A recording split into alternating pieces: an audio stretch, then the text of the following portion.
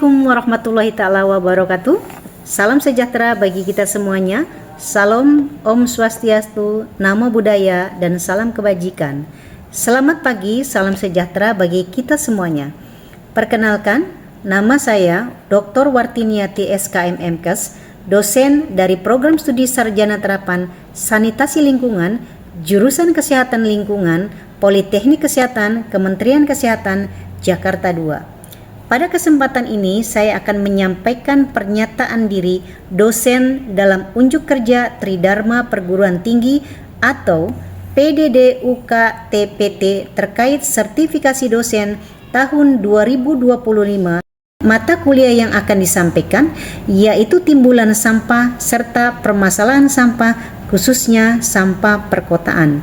Sebelum masuk pada perkuliahan, saya akan menyampaikan terkait mata pembelajaran atau RPS pada mata kuliah pengelolaan sampah yang terdiri dari 3 SKS dengan penjabaran teori 1 SKS dan praktek 2 SKS. Rincian materi perkuliahan tiap pertemuan terdiri dari pertemuan 1 sampai dengan 16. Di antaranya yang pertama adalah pengertian sampah, sumber sampah, dan karakteristik sampah, kemudian timbulan sampah dan faktor-faktor yang mempengaruhi timbulan sampah-sampah, yang kemudian yang ketiga adalah konsep pengelolaan sampah, yang keempat aspek manajemen dan peraturan perundangan dalam pengelolaan sampah, yang kelima pengelolaan sampah domestik, yang keenam pengelolaan sampah fasilitas pelayanan kesehatan, yang ketujuh adalah evaluasi dampak kesehatan pada manusia akibat sampah, yang kedelapan kompos dan vermicomposting, yang ke-9 biogas dan briket bioarang, ke-10 teknik minimasi sampah, 11 TPA ramah lingkungan, 12 konsep dan metode sanitary landfill, yang ke-13 adalah pemberdayaan masyarakat dalam pengelolaan sampah. Sedangkan di pertemuan yang lainnya, yang 3 pertemuan diisi dengan silabus dan rancangan pembelajaran semester, kemudian UTS dan UAS, di mana terdapat deskripsi mata kuliah, bahwa mata kuliah ini memberikan pemahaman konsep teoritis pengelolaan sampah dimulai dari sumber, jenis, karakteristik sampah, dan timbulan sampah serta permasalahan sampah, khususnya sampah perkotaan. Mempelajari sampah domestik dan sampah dari fasilitas layanan kesehatan dan TPA. Dampak sampah bagi kesehatan, khususnya jenis penyakit yang ditularkan oleh sampah untuk mencegah risiko penyakit hati.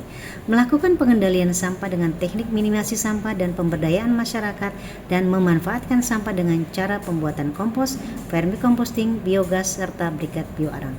Sedangkan pendekatan pembelajarannya dapat dilakukan melalui pendekatan dan strategi pembelajaran untuk dapat mencapai standar kompetensi yang telah ditetapkan sebagai berikut. Yang pertama adalah dengan metode, di mana ada diskusi kelompok, studi kasus, pembelajaran berbasis masalah, praktek laboratorium, bengkel kerja, dan lapangan. Yang kedua adalah dengan tugas, di mana tugas terstruktur yang dituangkan dalam lembar kegiatan serta belajar mandiri sesuai dengan topik pembelajaran. Yang ketiga, menggunakan alat atau media dengan menggunakan laptop, LCD, aplikasi online, Google Meet, whiteboard, peralatan pengukuran, dan pengolahan sampah. Materi yang akan dibahas mengenai timbulan sampah, jenis timbulan sampah, satuan timbulan sampah, dan faktor-faktor yang mempengaruhi timbulan sampah, serta timbulan sampah perkotaan. Terkait dengan latar belakang mengenai pengelolaan sampah, bahwa sebenarnya timbulan sampah di Indonesia dipengaruhi oleh beberapa faktor utama, termasuk pertumbuhan penduduk, peningkatan konsumsi, dan kurangnya kesadaran serta pengelolaan sampah yang baik. Timbulan sampah ini adalah sampah yang dihasilkan oleh masyarakat setiap hari dan sangat penting untuk mengelola, yang menjadikan terbaik dalam hal terkait dengan pengelolaan sampah. Menurut SNI nomor 19/2452/2002, bahwa timbulan sampah diukur dalam volume dan berat per orang, biasanya dalam kilogram atau liter per orang per hari. Ada beberapa jenis timbulan sampah. Yang pertama adalah sampah organik, sampah anorganik, kemudian ada juga yang namanya sampah abu.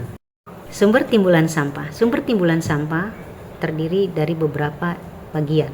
Di antaranya yang pertama adalah sampah berasal dari permukiman, di mana sampah yang berasal dari permukiman itu terdiri dari sampah makanan, kertas, kemudian sampah kaca, kaleng, serta yang lainnya.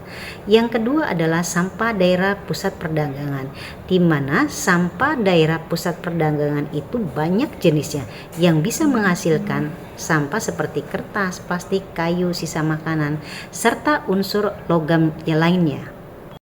Adapun sumber timbulan sampah yang lainnya yang berasal dari institusional, di mana terdiri dari limbah-limbah hasil daripada aktivitas seperti sekolah, rumah sakit, penjara, serta pusat pemerintahan dan sebagainya.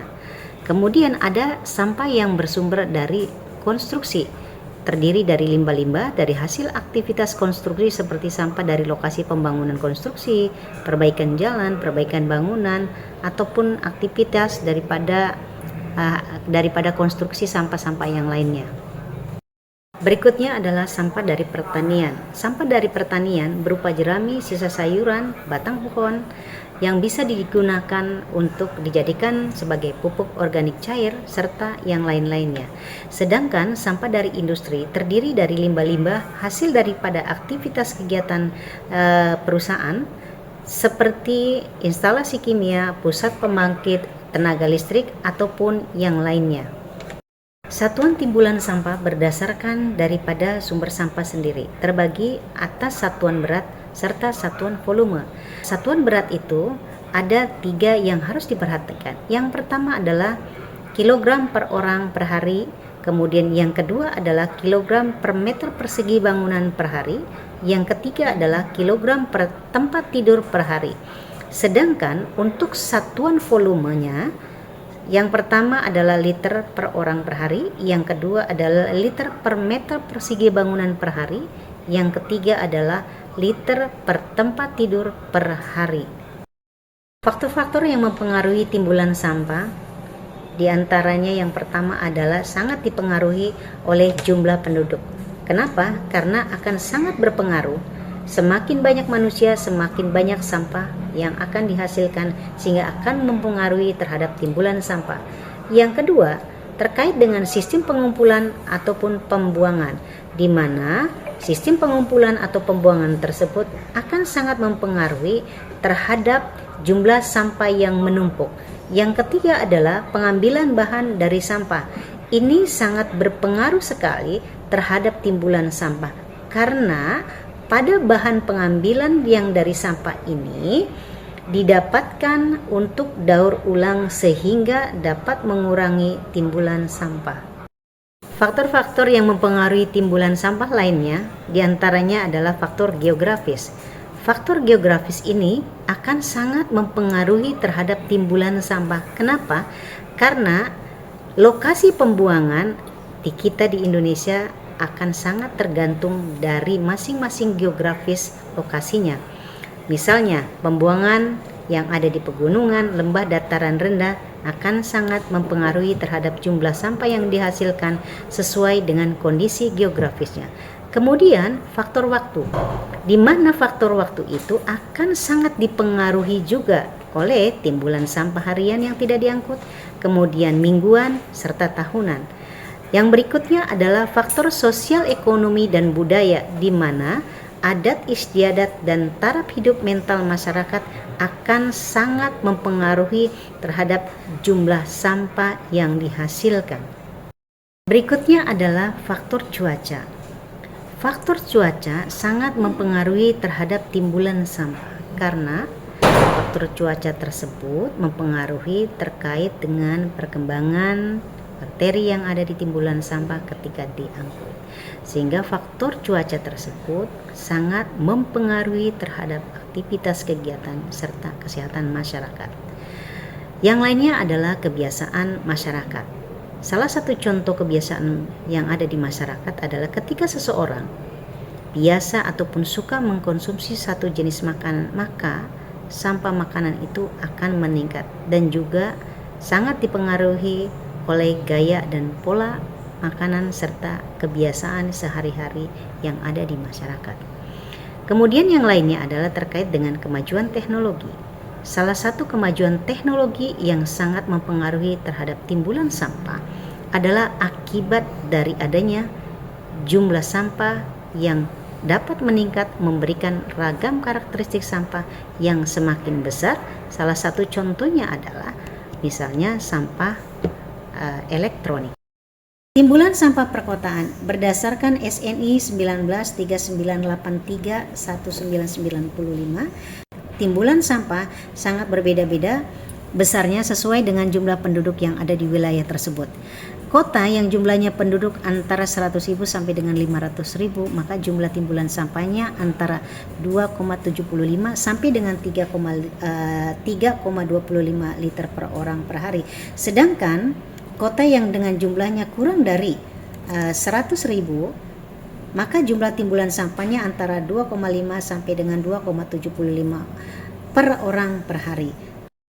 Kesimpulannya adalah bahwa timbulan sampah merupakan volume atau berat sampah yang dihasilkan di suatu wilayah dalam kurun waktu tertentu. Data ini penting untuk merancang transportasi, pemulihan material, dan tempat pembuangan akhir sampah. Sampah dibagi menjadi 3 kategori, yaitu sampah padat atau sisa makanan, daun, dan yang lain-lain. Yang kedua adalah sampah tidak membusuk, ya misalnya debu dan yang lain-lain. Sehingga di mana faktor yang mempengaruhi timbulan sampah meliputi jumlah penduduk, sistem pengumpulan, dan kondisi sosial menurut SNI 193983-1995, sehingga timbulan sampah sangat bervariasi tergantung dari jumlah penduduknya. Berikut ini adalah aktivitas kegiatan sebagai salah satu dosen di Poltekkes Kemenkes Jakarta II ketika mengajar mata kuliah pengelolaan sampah. Adapun kegiatan pengajaran di kelas dapat kita lihat berikut ini. Assalamualaikum warahmatullahi wabarakatuh. Waalaikumsalam warahmatullahi wabarakatuh. Hari ini kita akan membahas terkait dengan mata kuliah pengelolaan sampah, di mana mata kuliah pengelolaan sampah adalah mata kuliah wajib yang harus dipahami oleh mahasiswa, ya kan? Dipahami, kemudian kita bisa mempraktekannya, ya. Selain itu, mempraktekkan ini bukan hanya kita di kampus saja, tetapi ketika kita mengadakan satu kegiatan di luar, misalnya pada saat anak pengabdian masyarakat atau yang lain-lainnya, kita bisa melakukan edukasi kepada masyarakat di lingkungan situ. Nah, pada hari ini terkait dengan materi pengelolaan sampah, kita akan membahas mengenai timbulan sampah dan faktor-faktor yang mempengaruhi timbulan sampah. Seperti kita ketahui bahwa sebenarnya timbulan sampah itu berada di mana-mana, selain pada titik sumbernya tersendiri, baik di rumah tangga yang terkecil ataupun skala industri dan skala kawasan.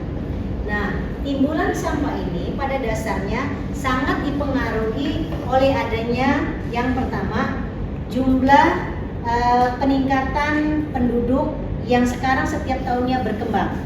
Kemudian dipengaruhi juga oleh adanya sarana dan prasarana. Dan yang tidak kalah lebih menariknya bagi kita terkait dengan gaya hidup ataupun pola hidup yang ada di kita. Sehingga dari beberapa faktor yang ada tersebut akan mempengaruhi terkait dengan timbulan sampah yang ada di sekeliling kita. Oleh karena itu, membahas terkait dengan pengelolaan sampah dan timbulannya menarik untuk kita kaji. Karena berkaitan dengan timbulan sampah, sebenarnya kita sebagai seorang mahasiswa di kesehatan lingkungan, maka kita itu mempunyai satu progres gimana caranya sampah itu bisa kita lakukan ataupun diminimasi, ya kan? Minimasi sampah itu bisa dilakukan dengan cara yang pertama dengan melakukan misalnya pembuatan pupuk organik cair. Yang kedua bisa juga dilakukan kita membuat dengan sampah misalnya komposnya, atau kita membuat vermicelli yang ada misalnya sudah kita praktikkan, dan yang lain-lainnya. Salah satu untuk mengurangi minimasi tersebut, itulah yang harus kita terapkan, kemudian kita edukasi ke masyarakat ataupun ketika kita kembali kepada masyarakat. Nah, di dalam pengelolaan persampahan itu wajib kita pahami juga sebenarnya pengelolaan sampah itu kita bisa minimasi di tempat timbulan sampah. Misalnya tempat timbulan sampah yang paling dasar yang harus kita mengerti adalah di lingkungan kita sendiri, misalnya di rumah tangga. Maka mahasiswa sebagai penggerak bangsa mestinya bisa mengedukasi kepada rumah tangga ataupun orang tua kita di lingkungan kita. Caranya untuk mengurangi timbulan sampah dengan cara masing-masing di rumah tangga, biasanya kita menggunakan misalnya dengan menggunakan mangkuk. Sehingga timbulan sampah yang ada di lingkungan kita itu tidak sampai terbuang kepada di TPA ataupun TPS, ya kan? Di mana-mana terkait dengan sampah anorganik, ya kan? Anorganik biasanya ketika kita membeli sesuatu barang, kemudian kita buang, maka akan diambil, ya kan? Oleh misalnya pemulung atau yang lainnya, dan itu kemudian akan dijual. Dan nilai value-nya menguntungkan bagi seseorang ketika mengumpulkan misalnya terkait dengan sistem 3R. Tetapi untuk sampah organik, ketika kita buang, setelah kita melakukan satu aktivitas kegiatan dari rumah, kemudian kita kemasan, kemudian kita buang misalnya di TPS di lingkungan kita, maka sampah organik itu dia akan sampai terbuang sampai ke TPA. Misalnya TPA kita yang ada di sini dibuangnya sampahnya di Bantar Gebang, ya kan? Nah, dari TPA tersebut maka akan mempengaruhi satu siklus kehidupan di kita, misalnya terkait dengan perubahan iklim sampai dengan climate change, gitu kan? Sampai di sini apakah anak-anak mahasiswa memahami terkait dengan timbulan sampah? Ada yang akan ditanyakan? Silakan. Ya, silakan depan dulu. Tadi kan ada beberapa cara untuk mengurangi timbulan sampah. Salah satunya itu membuat pupuk cair ya. Bagaimana sih cara membuat pupuk cair di mungkin di rumah tangga tersebut agar lebih mengurangi timbulan sampah? Terima kasih atas pertanyaannya. Sebenarnya ini menarik karena sampah yang ada di kita bisa minimasi dan kita bisa digunakan. Salah satunya menggunakan pupuk organik cair yang ada di lingkungan kita. Satu, apa yang kita hasilkan dari rumah tangga, kalau misalnya kita konsumsi buah-buahan, misalnya ada kulit jeruk ataupun kulit nanas yang biasa ada timbulan sampah di pasaran, itu kita bisa membuat pupuk organik cair. Salah satunya ketika kita ambil timbulan sampah, ya kan, kemudian kita cuci, dan si sampah ini yang dari timbulan nanas ini kita masukkan ke dalam air dengan perbandingan ada 1:20, ada 1:5, tergantung. Kemudian kita kasih molase, ya kan? Setelah kasih kita molase, bukan hanya satu jenis. Misalnya ada dari buah-buahannya menggunakan kulit nanas, terus kemudian dicampur dengan kulit pisang, ya kan? Terus kemudian dicampur dengan buah-buahan yang lain selama beberapa minggu, ya kan? Itu kita lakukan fermentasi, kita tutup secara rapat. Jadi menggunakannya bahan buah-buahan atau sayuran, atau khusus misalnya menggunakan buah-buahan saja, misalnya yang banyak sampah-sampahnya seperti di pasar-pasar. Nah, kemudian dilakukan fermentasi, campurannya menggunakan molase, ditutup pakai air selang berapa minggu, misalnya 2 minggu atau 3 minggu, ada bahkan yang sampai 3 bulan. Nah, ketika dilakukan fermentasi, minggu pertama, minggu kedua biasanya terjadi penggelembungan, maka harus kita buka sedikit. Setelah kita buka sedikit, kemudian kita tutup, ya kan? Nah, kemudian proses ini berjalan seiring dengan perkembangan bakteri sampai dengan kita yang diinginkan paling optimal adalah selama 3 bulan. Bahkan ada yang dilakukan oleh ibu ketika membuat pupuk organik cair yang dikenal dengan ekoenzim. Ekoenzim sungguh luar biasa sekali dengan pemanfaatan ekoenzim. Bahkan yang ada di meja ibu itu sampai dengan umurnya sampai dengan 5 tahun yang sudah dilakukan. Jadi manfaat dari dibuatnya pupuk organik cair itu banyak. Pertama, misalnya untuk membersihkan ketika kita di dapur yang misalnya berminyak, itu cepat. Kemudian kita membuat misalnya untuk tangan, ya kan, cuci tangan. Terus kemudian kita membuat untuk lantai ataupun untuk membersihkan di kamar mandi yang lainnya. Jadi itu salah satu fungsinya. Ataupun untuk membuat sprayer dengan pencampuran yang lain-lain. Karena itu ekoenzim itu banyak manfaatnya dan sudah terbukti. Itu salah satunya. Jadi silakan anak-anak bisa mempraktekannya, karena itu menjadi satu keuntungan bagi kita kalau kita membuat pupuk organik cair. dan ibu sudah pakai drum membuat misalnya ekoenzim. Bahkan di mobil aja kalau saya menyemprotkan atau membersihkan mobil itu menggunakan ekoenzim, jadi baunya itu khas. Ada bau apel, ada bau misalnya kulit jeruk dan yang lain-lainnya. Itu salah satunya ya. Jadi boleh dipraktekkan. Silakan, ada yang mau bertanya kembali? Ya. Ya. Ibu, makasih Bu sebelumnya. Tadi kan Ibu menjelaskan tentang sampah organik itu menggunakan maggot ini. Lalu ada nggak sih Bu langkah selain dengan menggunakan maggot ini untuk mengatasi timbulan sampah? Oke, terima kasih. Siapa namanya? Dimas Bu. Oke, Dimas. Terkait dengan mengurangi sampah, salah satunya membuat pupuk organik cair. Ada membuat padatan juga, pupuk padat kompos ya. Yang paling efektif sebenarnya adalah dengan menggunakan maggot. Karena sirkulernya itu sangat bermanfaat sekali. Jika timbulan sampah di rumah tangga kita, satu orang rumah tangga kita kasih 1 kilo. Karena kan kita perhitungannya 1 kilo, perhitungan kita menghasilkan sampah kan ada ya, berdasarkan SNI 2, sekian 4 dikalikan sekian. Kalau seandainya di masing-masing rumah tangga kita punya 1 kilogram maggot dengan skala yang paling kecil, maka timbulan sampah itu sebenarnya bisa terkurangi di lingkungan rumah tangga kita. Jadi masak 1 hari kemudian ada maggot, ya kan, dibuangnya ke tempat yang ada maggotnya. Nah, maggot ini punya manfaat yang lain. Kalau kita misalnya punya ayam sepasang saja, 2 ekor saja, nah kita pemberian pakan ayam itu menggunakan maggot. Artinya ketika si ayam itu kita kasihkan maggot, tetapi ada campuran yang lainnya, misalnya campuran jagung atau dedak dan yang lain-lainnya. Nah, si maggot ini mempunyai fungsi protein yang sangat tinggi sekali, sehingga bisa mempercepat perkembangan yang ada di ayam. Kemudian pertanyaannya adalah, ketika si ayam kita kasih pakan dicampur dengan maggot, tentu ada kotorannya kan? Jadi untuk mengurangi timbulan sampah di lingkungan kita, ada dengan menggunakan satu metode atau satu sistem. Kita tempatkan ayam yang paling atas, ya kan? Kemudian maggotnya yang paling bawah, ya kan? Maggot yang paling bawah. Nah, pemberian pakan kita ambil dari bawah, kemudian kita kasihkan kepada ayam. Kemudian ayam mengeluarkan kotoran. Kotorannya akan dimakan kembali oleh maggot. Jadi tidak ada sama sekali timbulan sampah. Oke, ya. Ada lagi yang dipertanyakan? Sudah mengerti semua ya? Oke, sudah. Demikian paparan yang Ibu kemukakan secara singkat terkait dengan timbulan sampah. Semoga menjadi manfaat bagi kita semuanya, terutama untuk mengurangi pencemaran lingkungan yang bersumber dari sampah.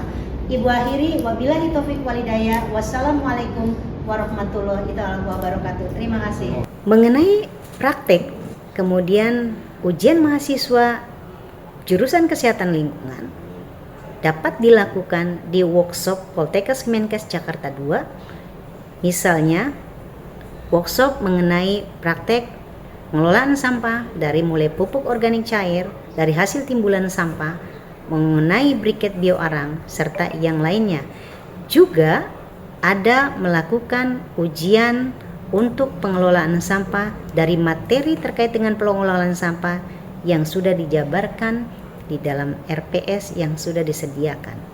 Kita akan lihat bagaimana mahasiswa Poltekkes Kemenkes Jakarta 2 melalui jurusan kesehatan lingkungan dengan mengadakan ujian dan praktek di workshop.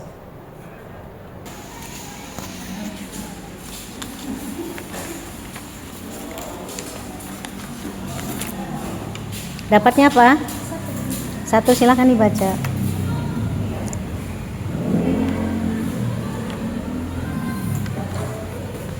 Nah, silakan duduk.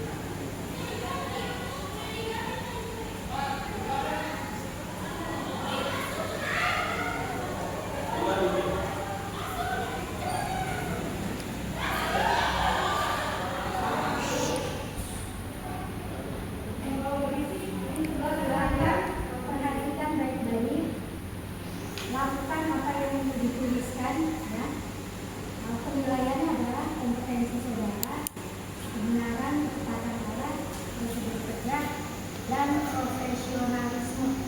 Silakan. Maksudnya 7 menit. 7 menit waktunya ya.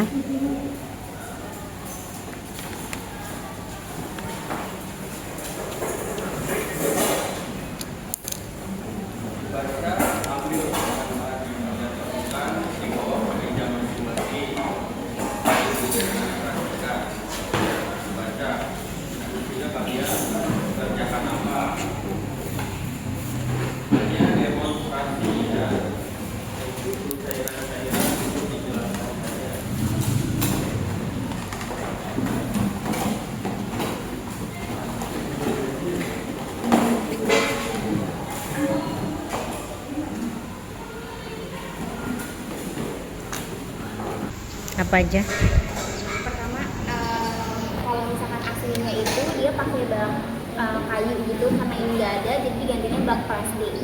Terus abis itu skop buat mengaduk kompos yang Alatnya ada berapa? 8 bak, skop, timbangan digital, mengukur pH dan kelembapan, suhu, gelas plastik, pencacah, sama trash bag, sama ini nanti buat nimbang, wadah untuk menimbang cacing. Terus Terus abis itu bahannya apa aja? bahannya ada cacing, kita menggunakan cacing. Terus abis itu kita juga menggunakan kompos yang telah kita buat kemarin. Terus Sama kita buat pakai sampah dicacah buat makanan si cacingnya. Terus udah, kalau misalkan dari kamu tahu yang kekurangannya apa yang nggak ada? Bahan. Waste-nya bagus. Yang buruk dibuang. Yang busuk itu dibuang. Maka kita perlakukan sampahnya itu kayak macam seperti di pasar induk. Ada yang ada jelek sedikit kan dibuang tuh.